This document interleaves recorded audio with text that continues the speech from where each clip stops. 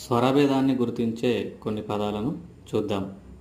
మధురం మాధురి, నందనం నిదానం, మనసు మానస, ఆయన ఆయాసం, మరణం మరాఠ, కిరణం కిరాణం, లంచం లాంఛనం, వచనం వాచకం, చిలిపి చీపురు, జింక Jhelum.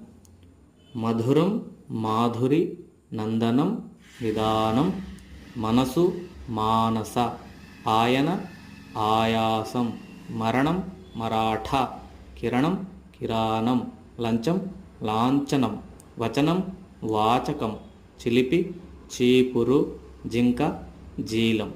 Thank you for watching. Please do subscribe to our channel for more updates.